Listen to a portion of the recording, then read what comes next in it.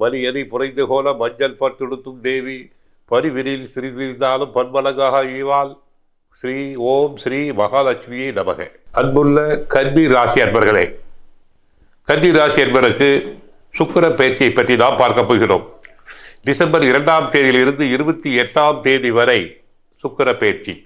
இந்த டிசம்பர் மாதத்தில் 2 முறை சுக்கிர பேச்சு உண்டாகிறது. டிசம்பர் 2ஆம் தேதி கன்னி ராசினருக்கு 9ஆம் இடத்தில் குரு பகவான் வக்கரம் அடைந்திருக்கிறார்.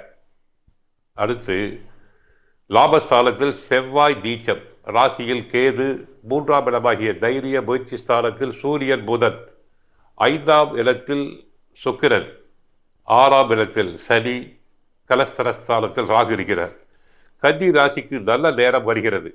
திருமண வாழ்க்கை இனிமையாக இருக்கும். பல கஷ்டங்கள் நீக்கும். பண வரவு நன்றாக இருப்பதால், ஏனென்றால் சுக்கிரனுக்கு குரு பார்வை படுகிறது, செவ்வாயின் பார்வையும் படுகிறது. பல கஷ்டங்கள் அனைத்தும் நீங்கும். அனைத்து துறைகளிலும் வெற்றி பெறுவீர்கள். தொழில் வியாபாரத்தில் முன்னேற்றம் ஏற்படும். பதவி உயர்வு, சம்பள உயர்வு தாராளமாக கிடைக்கலாம். கன்னி ராசிக்கு சுக்கிரன் 2ஆம் இடமாகிய தன குடும்ப வாக்கு ஸ்தானத்துக்கும் அதிபதி, 9ஆம் இடமாகிய பாக்கியஸ்தானத்துக்கும் அவர் உரியவர். 5ஆம் இடத்துக்கு செல்கிறார். குருவின் பார்வை செவ்வாய் பார்வை இரண்டுமே ஒன்று. குருவின் பார்வை சுக்கிரனுக்கு இருப்பதால் தடைப்பட்ட சுபகாரியங்கள் இனிமேல் பலம் போல நடந்தேறும். பெண்களுக்கு மனதிற்கு பிடித்த வரன் அமையும். அழகு ஆடம்பர பொருட்கள், நவீனகரமான பொருட்களை வாங்கலாம். பழைய கடன்களை தாங்கள் அடைப்பீர்கள். சினிமா துறை, நாட்டியத்துறையில் உள்ளவர்களுக்கு நல்ல அபிவிருத்தி, நல்ல வருமானம் உண்டாகும். சிறு வயது குழந்தைகள் பரதநாட்டியம் கற்றுக்கொள்ளலாம்.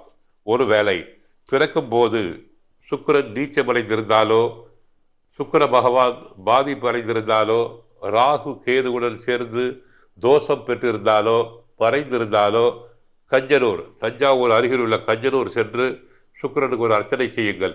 வசதி வாய்ப்பு இல்லாதவர்கள் உள்ளூரில் உள்ள சிவாலயத்தில் உள்ள நவகிரகத்தில் உள்ள சுக்கிரனை வழிபடுங்கள். கஷ்டங்கள் அனைத்தும் குறையும். சுக்கிரனுக்குரிய காயத்ரி மந்திரங்களை சொல்லலாம். ஆகவே தற்சமயம் அவர்களுக்கு கன்னி ராசினருக்கு 5ஆம் இடத்தில் பஞ்சமஸ்தானத்தில் சுக்கிரன் சாதகமாக இருக்கிறார்.